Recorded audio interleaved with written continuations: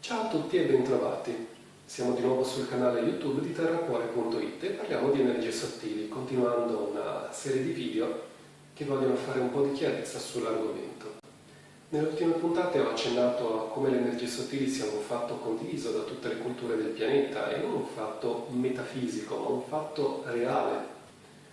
Nella puntata scorsa ho dato un accenno di, ma che ce ne facciamo delle energie sottili? Perché culture vecchie di 2, 3, 4.000 anni, in condizioni quindi in cui la sopravvivenza quotidiana era fondamentale, tutti dovevano fare la loro parte, si sono permesse di occuparsi di energie sottili, che sembra un argomento così per gente annoiata, per ricchi, per chi non sa cosa farsene della sua vita, per gente che non fa nulla e quindi ha tempo per pensare. Ecco, no, non è così. Al contrario, le antiche culture hanno impegnato persone e studi nelle energie sottili proprio perché per loro era un argomento vitale, dedicato alla sopravvivenza della specie, era imprescindibile.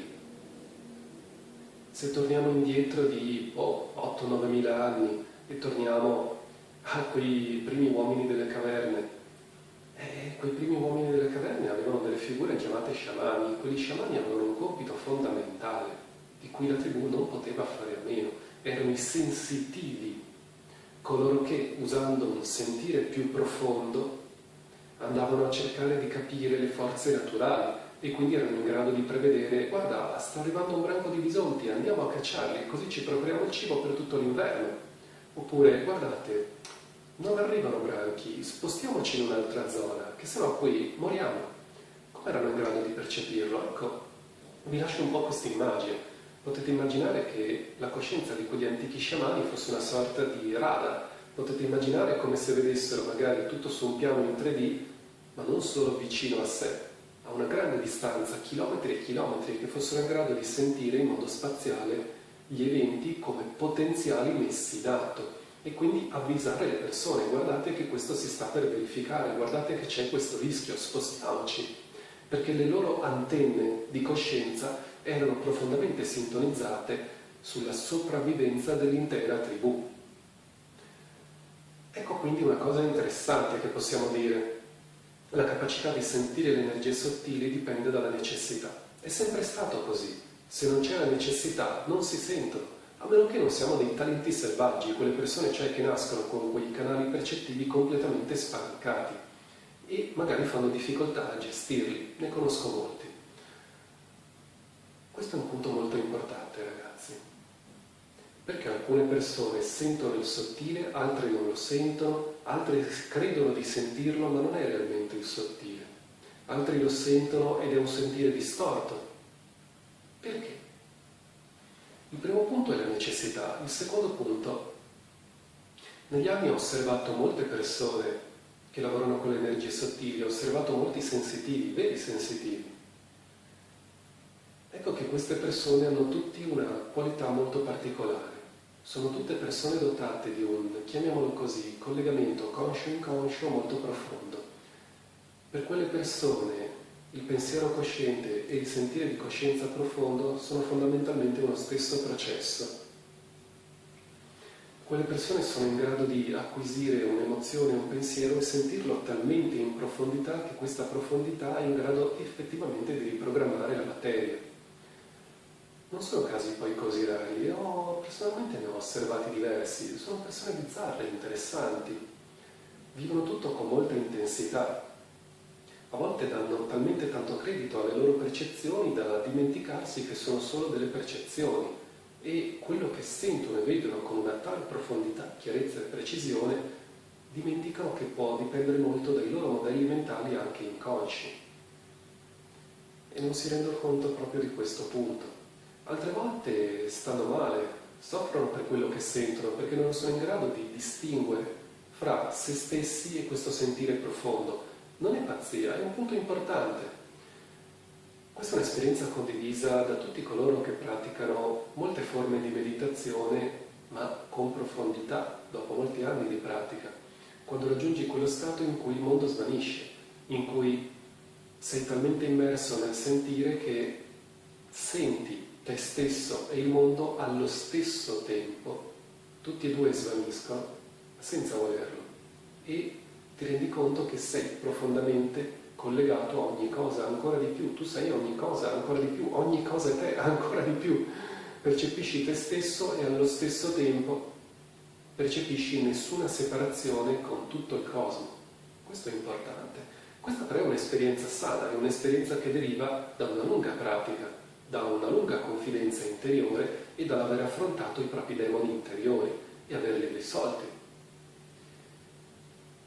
Questo sentire, quando emerge in modo spontaneo e incontrollato, soprattutto in quelle persone che hanno avuto un'infanzia difficile, purtroppo è velato di dolore, è velato di sofferenza.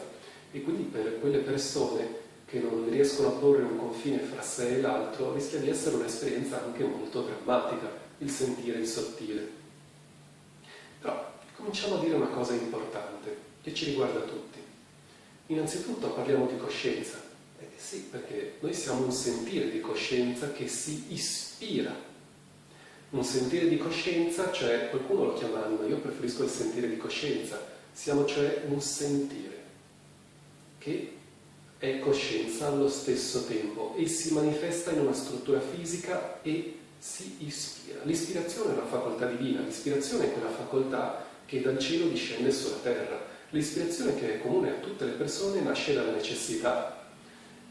L'ispirazione dello sciamano è quello di canalizzare i consigli delle guide, degli angeli, degli antenati, dei totem per la sopravvivenza della tribù o delle persone che gli chiedono un consulto o la sua stessa sopravvivenza, anche se a volte per schemi mentali lo sciamano mette in ultimo posto la sua sopravvivenza.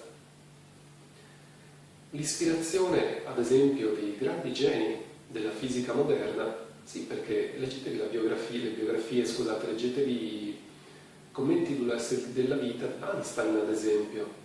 Einstein diceva di se stesso che le idee migliori, i concetti migliori gli arrivavano come un elaborato la mattina, subito appena sveglio, come se gli scendessero nella testa dal cielo. Questa è ispirazione, ragazzi, questa è la facoltà dell'ispirazione.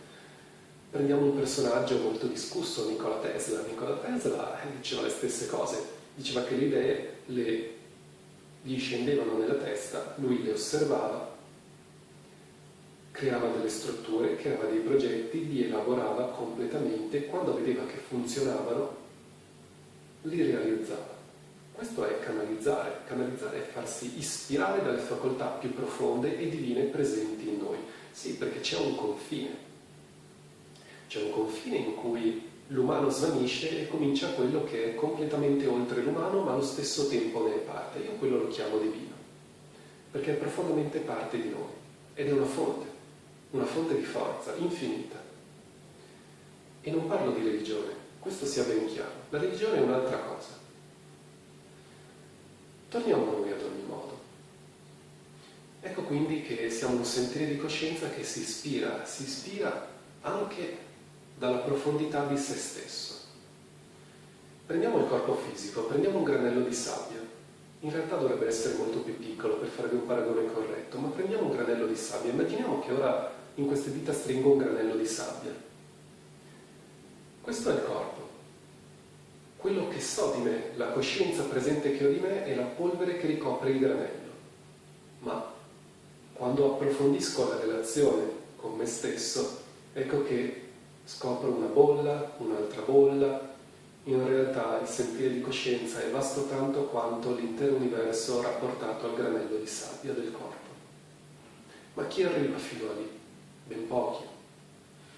Quelli che vi arrivano realizzano a volte quelli che consideriamo miracoli, sono i grandi innovatori in tutti i campi. Non parlo solo di sciamani e sensitivi, parlo anche di geni come Einstein, come Tesla, come tutti coloro che hanno innovato profondamente il pianeta Terra. Certo, non era forse in modo completo.